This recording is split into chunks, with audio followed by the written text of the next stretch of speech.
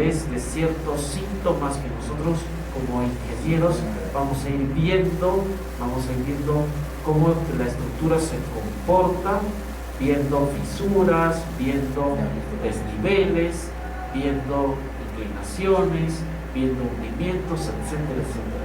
Entonces, esto no es parte del curso, pero es importante que se entienda para el diseño, teniéndose en cuenta que cuando uno diseña para las condiciones de falla, para que se pueda entender cómo fallan las estructuras y cuál es la manera de cómo buscar la falla más deseada en el diseño, teniéndose en cuenta los criterios de ductilidad, teniéndose en cuenta los criterios de falla frágil, falla dúctil, falla balanceada, falla por tracción diagonal, falla por cómplice saya, etcétera, etcétera. Todas estas fallas no son más que es todo un tema que de alguna manera expresa una relación de comportamientos estructurales en donde se puede ver los comportamientos extremos, críticos, que la estructura va a poder asumir para una condición también crítica, para una condición extrema. Entonces, todas estas cosas, para poderlas entender, es importante evaluar cómo se comporta una estructura en condiciones críticas. Entonces, para eso vamos a ver una parte de toda esta especialidad que resulta lo que es la evaluación estructural. En realidad, la evaluación estructural es muy compleja y es una combinación de manera, digamos, complementaria y en la que aspectos teóricos y aspectos de la experiencia se juntan para poder dar las herramientas necesarias para que el ingeniero pueda evaluar la situación o el estado situacional de una estructura y pueda dar por ejemplo, un diagnóstico para esta estructura. Entonces, el ingeniero también utiliza los mismos criterios, los conceptos que se usan en la medicina para poder evaluar una estructura, tener un diagnóstico a partir de los síntomas que en este caso resultan el aspecto de la estructura, el grado de daño, el sistema sismoresistente, su situación estructural, y todo eso conforma un conjunto de conocimientos previos que el ingeniero va de manera in situ, toma como información, analiza y luego decide. Y en la decisión está el diagnóstico que presenta luego de haber tenido un entendimiento detallado, real, de lo que está sucediendo en la estructura. Entonces, para eso hay factores que deben tenerse en cuenta cuando una estructura es evaluada. Entonces, eso es lo que quiero con esta primera presentación, y que puede ser tema también de toda una charla en relación a evaluación estructural, porque eso puede ser una charla bastante extensiva en donde se mezcla, repito, o se combinan estratégicamente los conceptos teóricos con los conceptos de la experiencia profesional y de la resistencia a los materiales y de los materiales en sí y sus características mecánicas, para poder entender y evaluar una estructura que está siendo evaluada. Cualquier tipo de estructura, desde una casa, una vivienda, un hospital o un edificio público, etcétera, etcétera. Entonces, todo eso también es materia de toda una charla técnica que se puede hacer para poder evaluar esto. Sin embargo, no quiero dejar escapar esta oportunidad para, aprovechando este tema de las condiciones de falla, el comportamiento y el desempeño estructural, tomar una parte de todo este conjunto de conocimientos y mostrarles cómo se interpreta las diferentes fisuras como parte de digamos, como parte de los síntomas que tiene la estructura y que expresan de alguna manera el estado situacional de esta estructura, y que el ingeniero debe tomar en cuenta estos síntomas para poder luego generar un diagnóstico para esta estructura. Entonces, una primera parte de estos síntomas son pues las fisuras que se presentan en una estructura, y cada una de ellas tiene una interpretación que el ingeniero debe comprender. Por ejemplo, las fisuras con las que se muestran acá con unas flechitas, estas fisuras verticales muy cercanas a las aristas, en donde probablemente haya columna, estas fisuras verticales que están en este extremo y en otro son las fisuras típicas de una separación entre los elementos confinantes y los elementos confinados de una estructura de albañilería estructural. Teniendo en cuenta este aspecto, entonces, esta fisura revela la adherencia poca o la adherencia mínima que se ha visto cuando ha sucedido un movimiento leve, un asentamiento leve, y que esto ha propiciado la separación, porque también por su propia naturaleza estos elementos, al ser de diferente material, tratan de, por su propia naturaleza, separarse del concreto armado de la albañilería, y eso es lo que propicia estas fisuras verticales. Entonces, de esta manera es como se puede interpretar como una falla por falta de adherencia en los muros portantes de la albañilería confinada. Es una falla típica que revela la falta de adherencia en dichos materiales. Entonces, por eso es que el tentado es importante, por eso es que es importante la colocación de mechas, para precisamente garantizar y controlar las fisuras que estoy mostrando en esta primera parte, ¿no? ¿Qué más podemos advertir? ¿Se pueden ustedes advertir estas fisuras que salen en forma vertical en la parte superior de las puertas? Bueno, estas fisuras también se producen básicamente por un movimiento relativo en el que ha habido un asentamiento que ha provocado el desencuadre del vano de la puerta, y este asentamiento que produce un desencuadre del vano de la puerta ha producido esfuerzos de tracción en el dintel, provocando de esta manera esta fisura. Entonces, ahí lo más probable es que el origen de esta falla sea un asentamiento, que no solamente ha llevado consigo la aparición de una fisura en la parte central del dintel, sino que también ha propiciado la separación de la albañilería y del concreto armado, debido a que no ha tenido suficiente capacidad de adherencia. Eso también ha sucedido.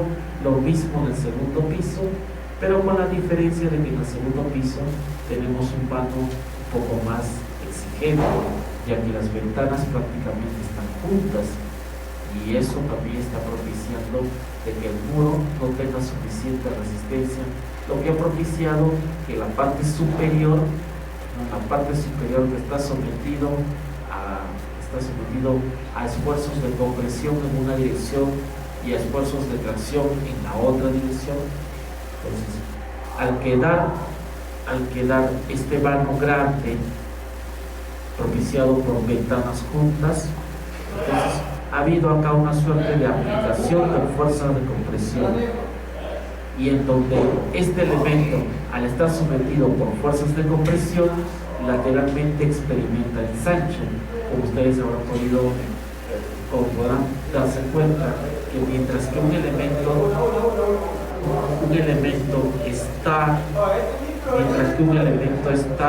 sometido a fuerzas de compresión, a elementos de compresión, lateralmente queda sometido a esfuerzos de tracción, con lo que de alguna manera podríamos nosotros inducir de que lateralmente se ha ensanchado, y al ensancharse ha propiciado pues esfuerzos de tracción en la dirección transversal, lográndose así de esta manera que los bloques correspondientes se separen y propiciando así de esta manera las fisuras que ustedes ven que son verticales. Estas fisuras verticales no son más que el resultado de la separación de los bloques formados transversalmente, que tratan de separarse por un efecto de tracción. Entonces, por eso se presenta esto. Entonces, no es propicio desde el punto de vista estructural tener ventanas muy juntas, porque eso va a propiciar zonas de debilidad. Esto viendo en la cara lateral del edificio que estamos analizando. Es un edificio bastante simple, de 2 niveles, ¿no? Ahora procederemos a ver el tema de acá de la fachada. En la fachada también tengo ventanas, pero la diferencia es que esta fachada tiene ventanas que sí están espaciadas, sin embargo tiene fisuras. Estas fisuras, la fisura que está asignada con la fisura 2, la fisura 2 es una fisura que dice que es una grieta horizontal en la corona. Esta grieta horizontal en la corona también lo que hace es revelar la separación entre la albañilería que está en esta zona a la cual se le llama tímpano, y a la viga intermedia que debe haber allí sosteniendo dicho tímpano. El tímpano es esta parte de la fachada que de forma triangular se deja ver. Debajo de esto debe haber una viga solera. Cuando se separa esta zona del muro de la viga solera, se va a producir esta fisura. Esta fisura es una fisura horizontal propiciada por precisamente la separación de estos elementos que tienen diferente material y cuya separación está propiciada por movimientos también laterales que terminan separando estos materiales. La fisura 3 es una fisura que tiene disposición diagonal. Esta fisura 3 se llama falla por tracción diagonal. Es una falla por corte, en donde se ve pues una diagonal en una dirección y la diagonal en la otra dirección. Estas fisuras se propician debido a fuerzas laterales, que generalmente son fuerzas sísmicas. Las fuerzas sísmicas actuando sobre los muros generan en los muros, generan en las diagonales compresión, en la diagonal transversal tracción.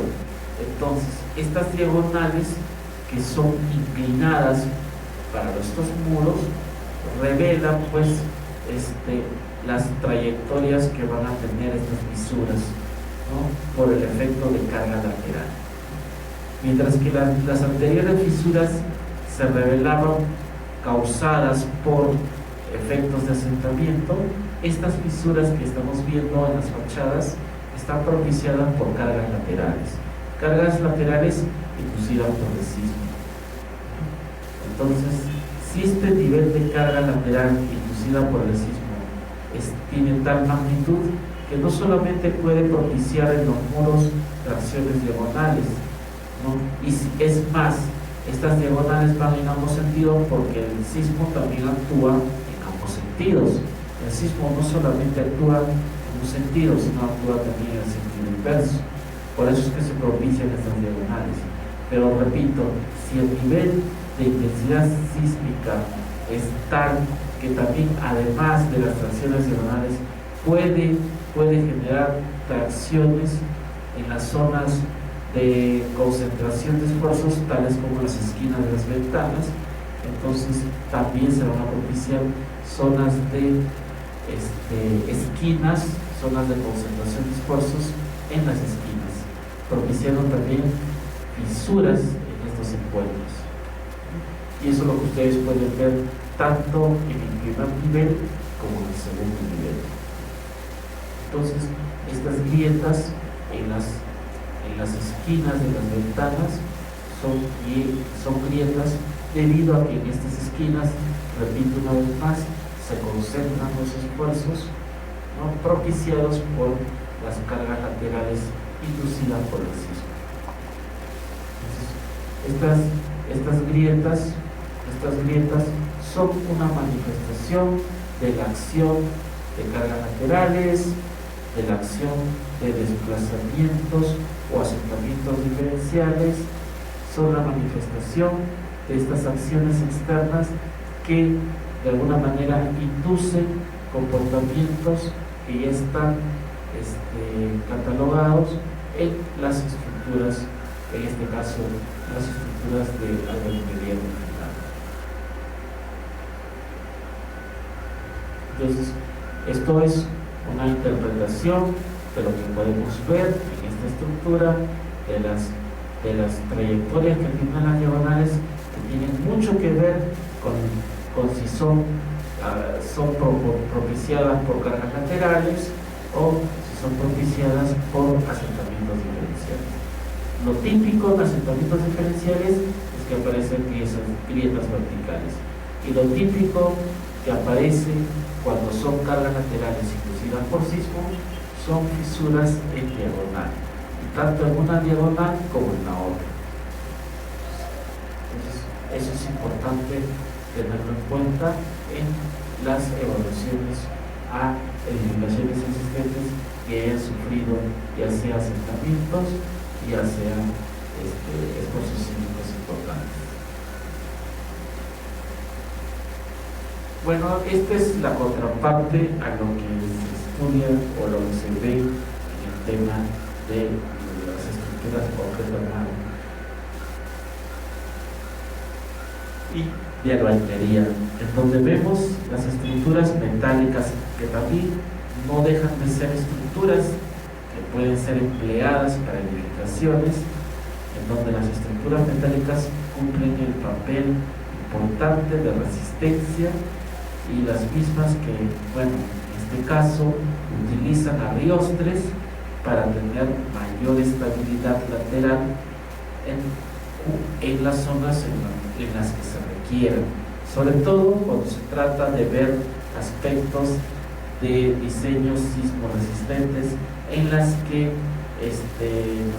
las fuerzas laterales imponen importantes desplazamientos laterales en la estructura que pueden ser resistidas por los pórticos de acero, teniendo importantes desplazamientos, pero los cuales pueden ser controlados. Si bien es cierto, por resistencia no, porque por resistencia se basta y se sobra el pórtico, pero sí habría necesidad de controlar los desplazamientos laterales para tener cierto confort en la estructura, y sobre todo para darle el aspecto funcional al diseño sismo resistente de una estructura metálica.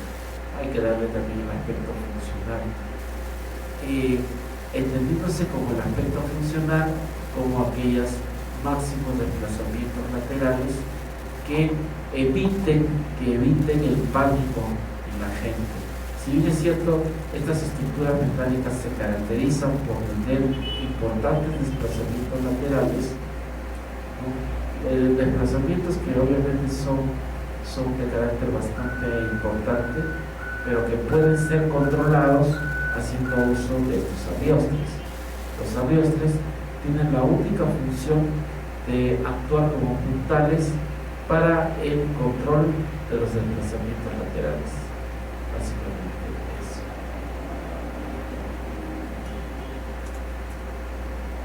Es un sistema integral en el que se utiliza albañilería, estructuras metálicas, algo de madera.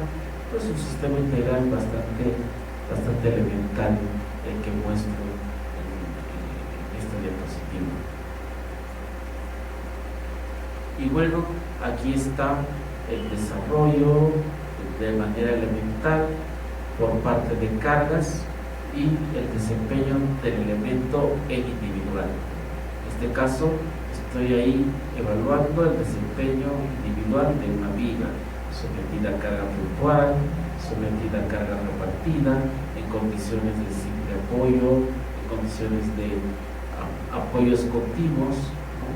Y en condiciones de empoderamiento.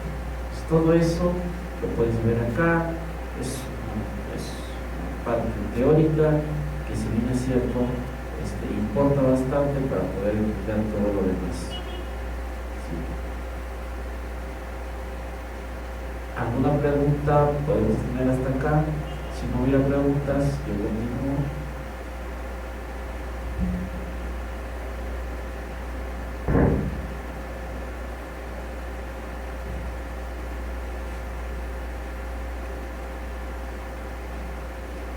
Entonces, aquí vemos a los elementos estructurales analizados desde el punto de vista individual como elemento propiamente, en donde el elemento está sometido a un sistema de cargas. Este elemento sometido a un sistema de cargas está siendo deformado y experimenta en su interior esfuerzos tales como, por ejemplo, momentos flectores o esfuerzos de corte.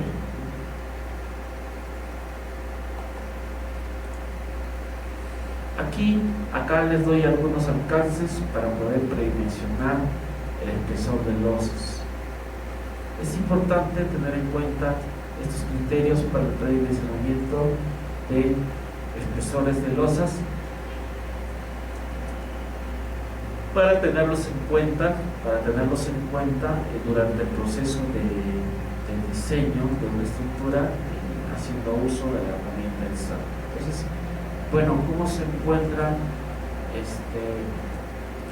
el espesor de una losa? En principio, tomando en cuenta en una losa aligerada, si es aligerada o si es losa maciza. Si es losa aligerada, tenemos dos formas. La primera es evaluando el cociente entre la luz más larga de la losa dividida entre 25. El segundo criterio para las losas aligeradas armadas en dos direcciones sería la mayor de la luz, cualquiera de las luces, porque como son armadas en dos direcciones,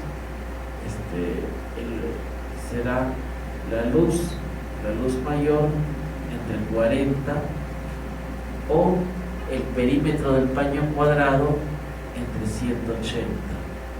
De estos dos valores, el mayor valor es el que me da el espesor de la losa aligerada armada en dos direcciones. Eso es lo que voy a entender. Eso es lo que quisiera que ustedes me puedan entender, que para losas aligeradas armadas en dos direcciones yo tengo dos opciones: o cojo la luz entre 40 o el perímetro del paño entre 180. Eso sería, ¿no? Para losas aligeradas armadas en dos direcciones. Y para losas aligeradas armadas en una dirección, simplemente es la mayor dimensión entre 25. Para cada tipo de losa aligerada, si está fuera armada en una dirección o armada en dos direcciones, entonces el criterio cambia. Luego tenemos las losas macizas. En las losas macizas también tenemos armadas en una dirección y losas macizas armadas en dos direcciones. Para el caso de las losas macizas armadas en una dirección, el espesor sería la luz mayor entre 30. Fíjense que entre las aligeradas y las macizas son las que tienen menor espesor. En el caso de las losas macizas armadas en dos direcciones, hay dos opciones. O puede ser la luz entre 40 o el perímetro entre 180.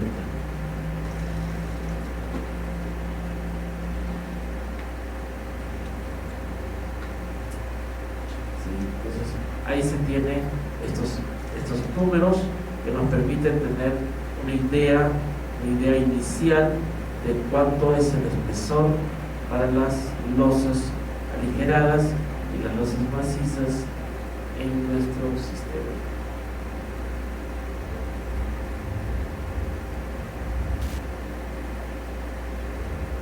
No sé si hasta acá hay alguna pregunta, por favor escuchen sus preguntas.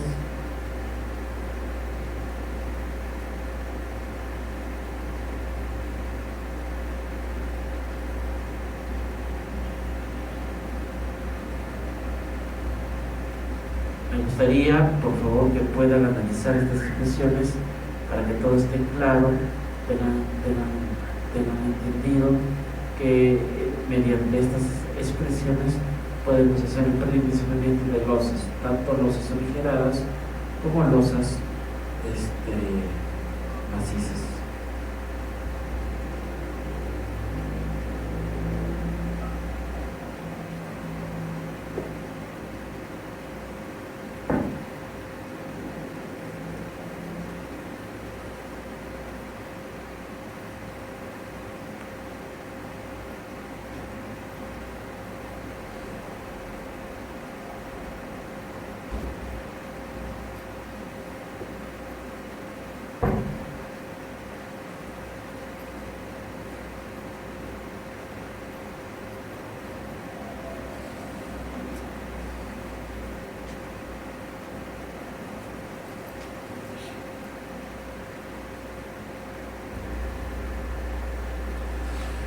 Entonces, ya si han podido ver estas expresiones, son expresiones básicas, fundamentales, que tienen el único objetivo de dar un primer paso para el predimensionamiento de losas, sobre todo para dimensionar las losas. Se pueden utilizar estos criterios que nos van a servir de punto de partida referencial para elaborar nuestro proyecto. En escaleras, igual, para predimensionar la garganta, utilizaremos, al igual que en el caso de las losas aligeradas, en una dirección, utilizaremos también la luz libre dividida entre 25. De esa manera también puedo calcular la garganta de escaleras, o sea, el espesor de las escaleras, ¿no? El espesor estructural de una escalera. Entonces debemos tener en cuenta que así como las vigas y las losas, las vigas y las losas están sometidas a fricción, lo que la fricción conlleva es pues a tener esfuerzos de compresión y esfuerzos de tracción. Teniendo en cuenta los esfuerzos de compresión y tracción, nos podemos dar cuenta aquí que en este gráfico, si se trata de una viga simplemente apoyada, la parte de la fibra superior de la viga queda sometida a compresión y la parte inferior de la viga queda sometida a tracción. Entonces estas estas fisuras son de naturaleza establecidas por la tracción en esta zona central de la viga. En la zona central de la viga, la naturaleza de estas fisuras son debidas a los esfuerzos de tracción. Y en esta zona de acá, muy cercanas a los apoyos, la naturaleza de las fisuras son debidos a los esfuerzos por tracción diagonal, o lo que le llaman por corte, por tracción diagonal. Esta